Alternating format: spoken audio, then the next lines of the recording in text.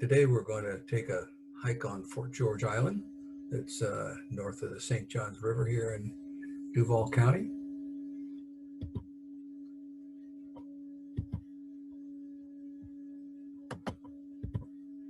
It's a beautiful island. It's got beautiful views. There's a lot of history there, both very ancient and more modern. Great trail. We're even going to climb a mountain, visit, as you see, Kingsley Plantation. We'll talk about some alien conspiracies, maybe see a gopher tortoise, and generally have a nice hike. When you include Kingsley Plantation, it's probably about a 4-mile hike. So we'll take a look at all of that. And we'll talk about the mission of San Juan del Puerto, which was established there in the late 1500s.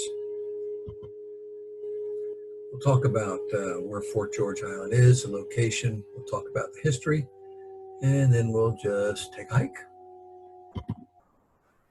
So Fort George Island is north of the St. Johns River. Down this way is the Dames Point Bridge. You get off on the Dames Point Bridge and just take HikeFtGeorge Drive for about 10 miles, past the Mayport Ferry, and then you'll see a sign to turn left up into Fort George Island to the Ribault Club and Kingsley Plantation. And let's see, get a little better view here. So here's HikeFtGeorge Drive. You come to a fork in the road, you take a right to go up to the Ribault Club. And you can see why this is called an island. We got the St. Johns River down here, the Fort George River here, and then we've got Clapboard Creek that runs up through here. So that sort of makes an island. Now we're at the Ribault Club location. This area right here, right where we're looking, has been occupied since maybe even before 3000 BC. As you recall, the French established Fort Caroline somewhere in the St. Johns River, Jacksonville area in 1564. In 1587, the San Juan Mission was established right here where we see the Ribault Club today. And where the building is actually standing, there was a huge shell ring that was built here by an ancient civilization that the local indigenous people, when the French and Spanish got here, called them the Shell People. So they really didn't know much about who these people were. But there's shell ring evidence in several places on the island. So the largest ring on Fort George Island is called the Rollins Shell Ring. It's about 1/8 of a mile wide. In some places it was as much as 4 meters high. We'll take a look at that in a minute. Kind of in a U shape with the open end facing generally south. And you'll see this shape in other places in Florida and other places in southeast United States. Ancient shell rings built about the same way. We're not sure exactly where this shell ring is. The archaeologists keep it secret, but it's in the center of the island here. Here's the Ribault Club, Kingsley Plantation up here. So it's somewhere in this area, now all covered by trees and stuff. They're not sure why they built these sites. They know from looking at the shell rings that they weren't built over a long period of time. So they're obviously intentionally built as a ring, maybe for a feasting site or some kind of ceremony. Nobody's sure. And built sometime between 3000 and 5000 BC. There's numerous other rings in the Fort George Island area, and Little and Big Talbot. There's a ring much like this one down in Guana. And like I said, there's lots of rings in southeast Georgia and so forth that were built by these shell people. This is a picture from 1870 of them harvesting some of the shells to use to make tabby, kind of a concrete. We'll talk a little bit more about that later, but this gives you an idea about how large and how tall this ring was and how huge it was. So that's a good 4 meters height right there. All shells, all intentionally built over a period of maybe 18 months to 2 years. And this is kind of what it looks like today when you come across a shell ring, either here in Guana, you'll see a pile of shells like this, and it's maybe a slight mound. And it's obvious that the oysters didn't walk there. So they were intentionally put there most times in some sort of a effort to build a mound or a shell ring. Sometimes you'll find a collection like this where maybe the indigenous people just processed the shells for food, but in most cases they were building something. Well, after the shell people, sometime before 1000 AD, the Timucua moved into the area, and this shows about the area of the Timucua territory. They didn't call themselves Timucua. This is a name that the Spanish gave them. The Spanish gave them from a word that they used to talk about a rival civilization that they were having a fight with. But anyway, so the name stuck. They were a little taller than Spaniards. The Spaniards maybe 5'1" or 5'2" at the most. But the Timucua were 5'4", 5'5", dark skinned, tattooed. The men usually had their hair up like this. It made it look even taller, very fit. And so the Spanish talked about what giants they were. Well, they weren't really giants, but they were probably bigger than the Spanish. We're not sure where the Timucua came from, but there are language similarities to Mayan and Central America and Mexican indigenous people. And so they could have migrated here. They know that there was migration from Central America out to Cuba and around in the Caribbean. So it's not out of the question that these folks arrived from Central America and Mexico. The Timucua had about 30 tribes in Florida and Georgia, and here at the Ribault Club was a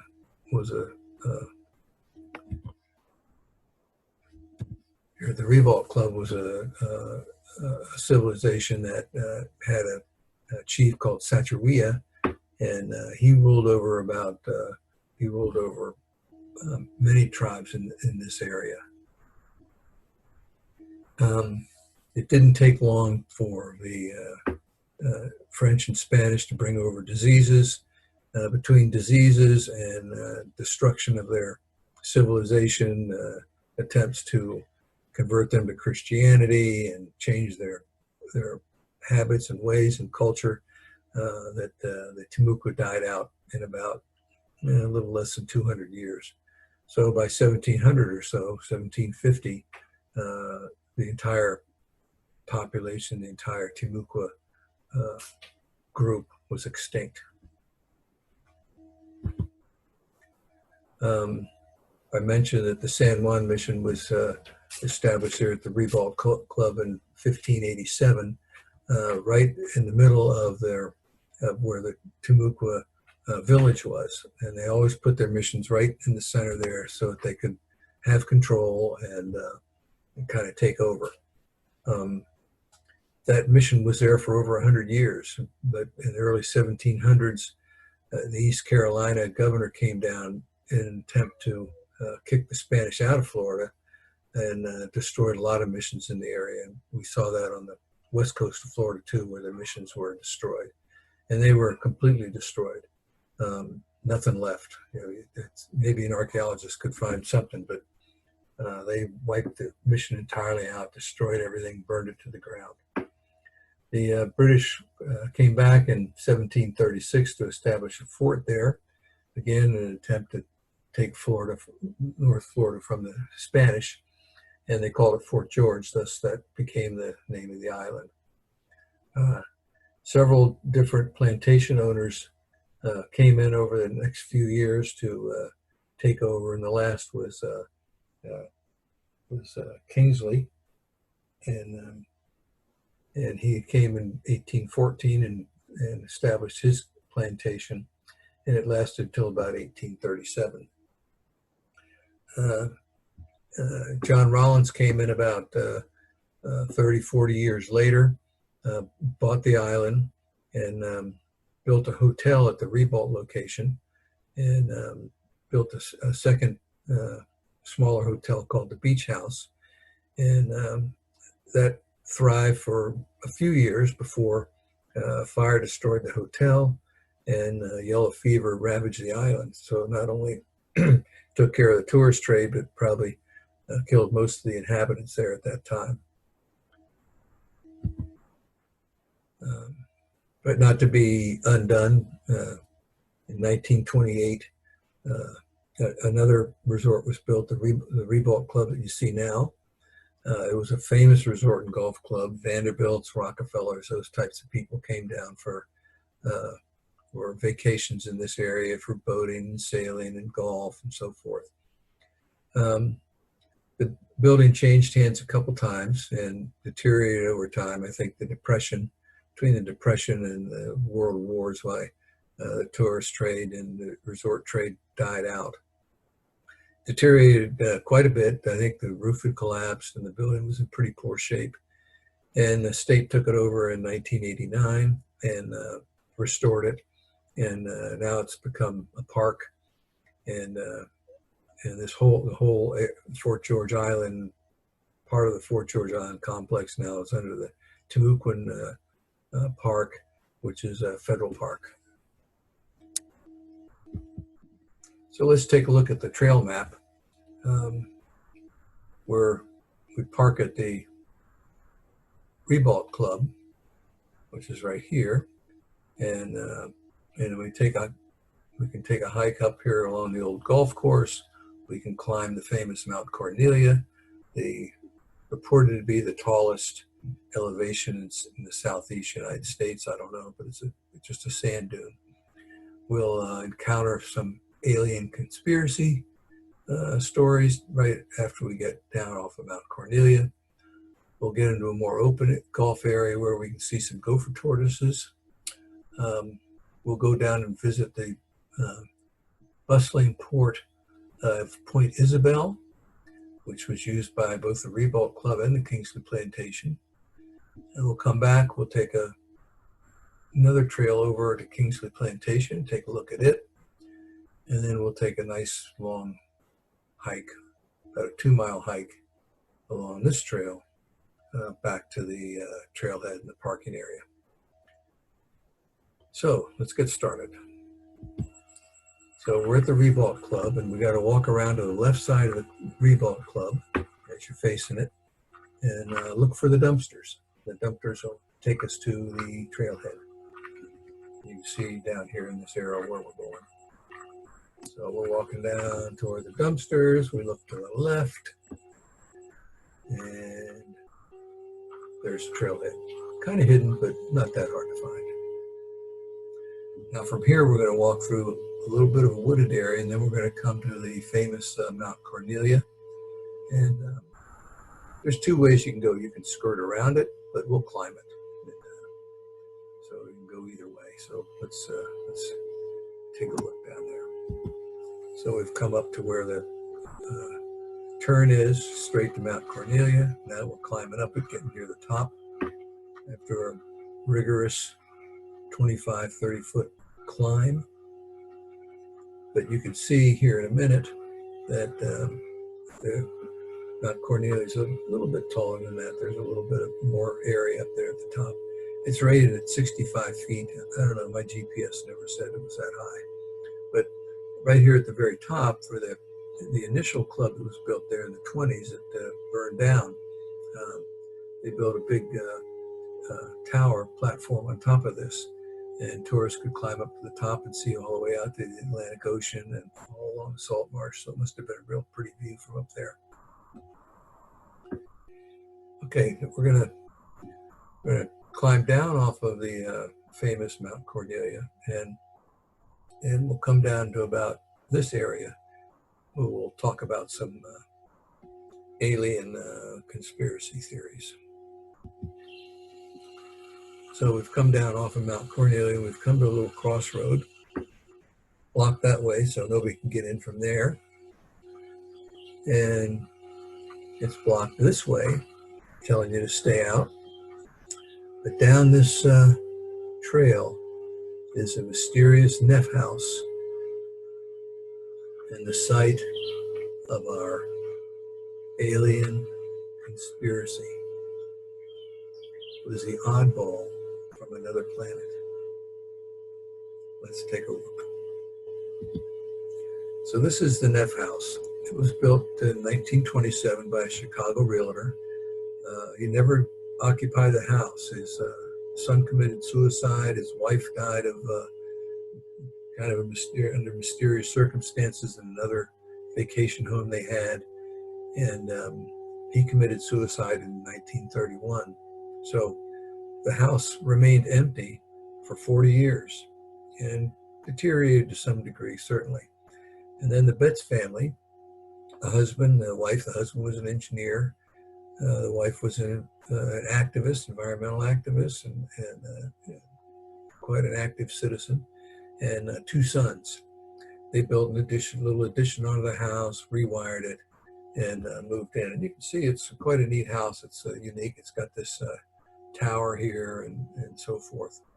So the Betts family moved in, and she became active in local politics, ran for Florida House, and then one day they were cleaning up after a storm. The son was out raking after a storm, and he found this strange metal ball about the size of a basketball. And when they say that when they brought it into the house, it moved on its own, lights flashed off and on, electricity went on and off. Sometimes it would just come rolling into a room where they were on its own.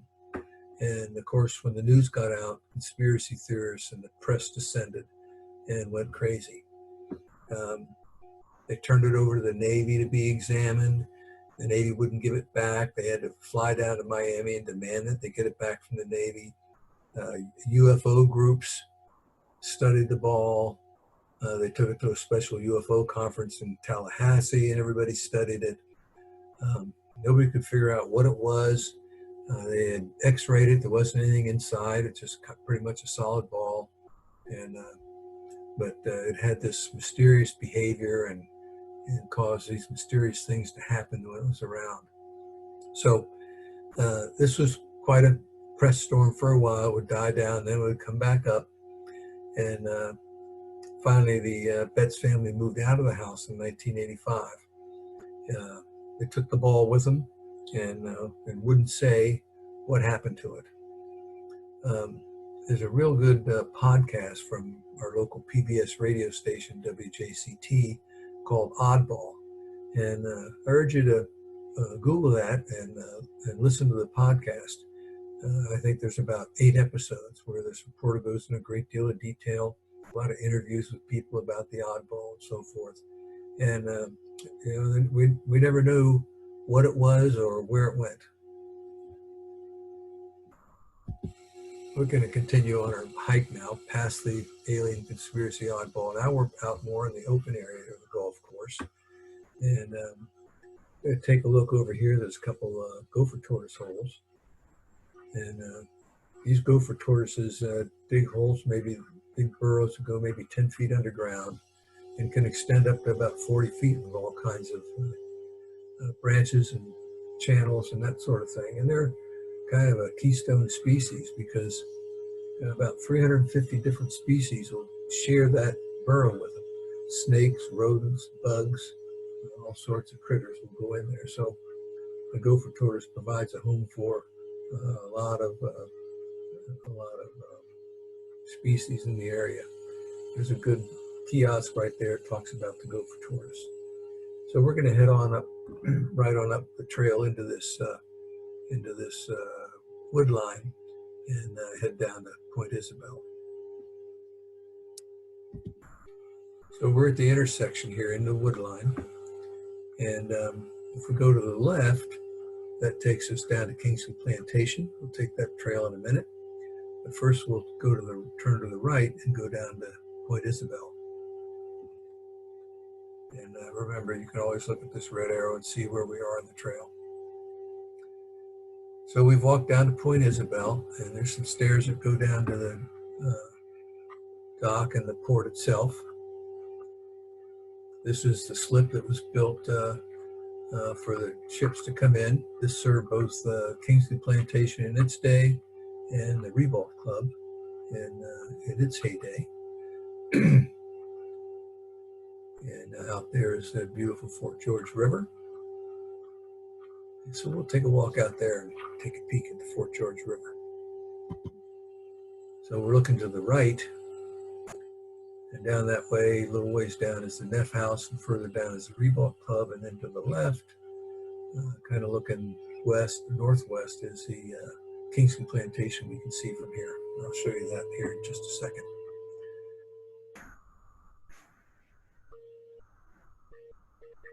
Right here is where the Kingsley Plantation is. Where you see those tall palms.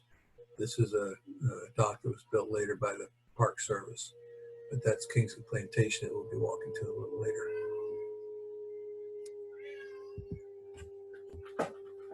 So we're going back to the intersection again. We've walked up this way. This way is back toward the gopher tortoises, but we'll take this trail down to the Kingsley Plantation. And it's about maybe, I don't know, maybe a quarter of a mile walk down to Kingsley. And when we get there, there's a little gate we have to go around. Now, Kingsley Plantation is closed right now due to COVID, but we can use some older pictures from tours and we can take a look at Kingsley. But right now here in September of 2020, it's closed and you're not supposed to go onto the grounds. So that's the gate we just came through. And now we're panning around, looking kind of to the north. There, down there, you can see the buildings. That's the Kingsley Plantation House and the kitchen house. And if we pan around to the left, a little further down, again, during the plantation days, there were probably no trees here. It was all farmland. Down there behind the trees are the small little tabby homes that the enslaved people had to live in. And we'll pan around to the left, be able to see one a little better, and we'll be able to see them better when we start looking at some pictures. You can see they're pretty small little homes there for the enslaved people. There's 60 to 80 enslaved men, women, and children at any one time that were on this plantation. Grew mainly Sea Island cotton, but also citrus, sugarcane, corn, some other vegetables.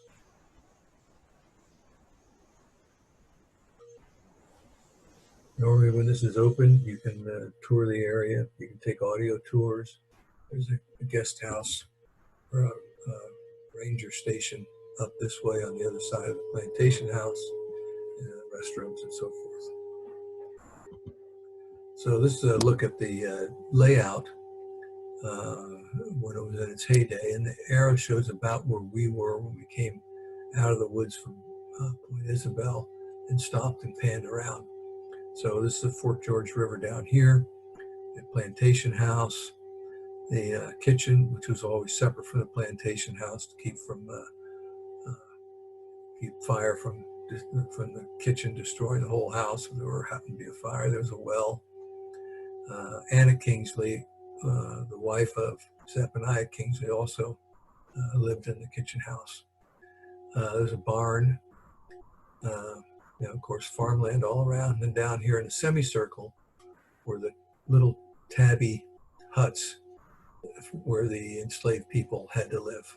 And you can see it's kind of a semicircle facing the big house. And this was sort of the same setup you would see in West Africa, in villages, and they just kept that same system when they came over here. Anna Kingsley was from Senegal, and so the same sort of a system, the same sort of building and landscaping was done as was in Africa. Where we see a lot of trees now and have our hike later on, all those fields were just about gutted of trees, and they're all farming. So most of the trees we see have been there since the plantation time. This is the plantation house itself, built so that it could catch the breezes with open windows and stuff to keep it kind of cool. This was the kitchen house, and there's a utility house there, and like say Anna Kingsley normally stayed there. Anna Kingsley is an interesting person. She was captured in Africa and sent over to Cuba at a young age, anywhere from 13 to 18.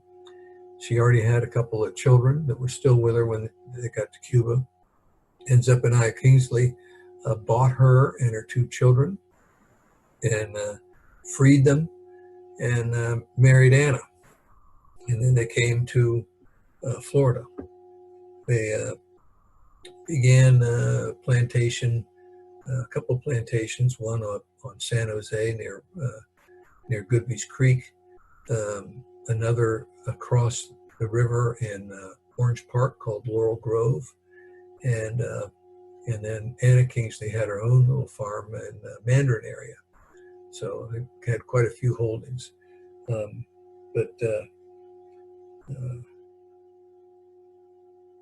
There was a small war, quote unquote war, called the Patriots' War, where the Americans tried to take Florida from Spain. This was around 1812.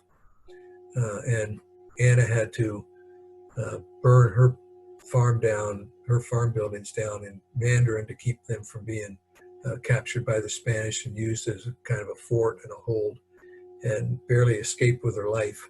And so they moved out of that area and moved up to Fort George and took over the plantation there and started their plantation at Fort George Island. So that's how they got there in 1814. And they stayed until, shortly after that, why Florida went back under British control, and the British weren't very kind to black people. They didn't believe in free black people, and eventually the Kingsley family moved to Haiti to get away from the discrimination and racism. The enslaved people on the Kingsley plantation lived in these small, 8 foot by 8 foot, maybe 10 foot by 10 foot buildings built of tabby. Tabby was made by taking the shells that they harvested from those shell rings, boiling them in water, which released lime, added sand, and it kind of came up with a concrete that they could use for building. So a lot of homes built of tabby. The barn here at the Kingsley plantation was built of tabby, and all the homes of the enslaved people were built of tabby. So these were very small little buildings. They had a little fireplace, and that was about it. Under the Spanish system, the slaves worked under a task system. They had certain tasks they had to complete every day, and then after they had completed their tasks, they were free to do what they wanted. But they normally didn't have a whole lot of time because the tasks were pretty stiff, and but they did sometimes have time to hunt, fish, farm, maybe have a little garden or something like that. And there's been some evidence of finding some of those materials around these tabby huts that displayed at least they had some sort of life of their own. But they didn't, they were slaves. They were enslaved people. They didn't have any freedom, but maybe they had maybe a little more freedom than what would happen when the Americans took over and what happened under American slavery. Okay, we're going to head on back. We've walked back to the intersection, and so we've come from this direction. Left is Point Isabel, right is going back to where we came from. At this point, on your hike, you can either go back the way you came, which is short, or what we're going to do is we're going to take this longer loop here to complete the loop. And this is about a 2-mile hike along here. It's a little difficult at the beginning because it's all open area in the golf course, but I'll kind of show you how to negotiate through that and find your trail. It's not that hard. So this is right after we come out in the opening down there where the gopher tortoises. We're going to head in this direction, and we're just looking for that tall tree there. There it is. We get around the tree and we just go to this wood line. Just walk right to this wood line and you'll find the trail. And about, I don't know, maybe 50 yards down the trail, we come to this road, a little parking area. All we do is cross the road and go to the left right here. And there's the trailhead to complete the loop. So we just head down this trail, and it's well marked and easy to get through. Beautiful area. Look at the beautiful live oak with a Spanish moss hanging down. It's a really pretty hike. Beautiful trail, huh? There's one creek that runs through it, kind of a drainage area. Sometimes we'll hit a little sun as we get close to the golf course. On the far side of the trail opens up a little bit. You can see, and this was probably the old golf course fairway. Then one more time through the woods and back to the parking lot. So that's a nice hike. I recommend it. This time of year, pretty buggy, so dress accordingly. So let's take a look. We talked about the Ribault Clubhouse and the history there with the mission and the large Timucua village. Talked about the shell rings that were somewhere on this island, and some shell mounds right here at the Ribault location. We took a hike down the trail. We climbed famous Mount Cornelia. Came down off of Mount Cornelia. We talked about Oddball and alien conspiracies. Hiked a little further, got out into the open of the golf course area and saw the gopher tortoise kiosk and saw some gopher tortoise holes. Came up, went down to famous Point Isabel, the bustling port. Came back, went to Kingsley. Came back, and then took this nice 2-mile hike through the woods and back to the trailhead. So that's it. I hope you all get a chance to get out to Fort George Island. It's beautiful, even with Kingsley closed. It's a nice hike and a lot of history and really worthwhile visiting. Thanks a lot.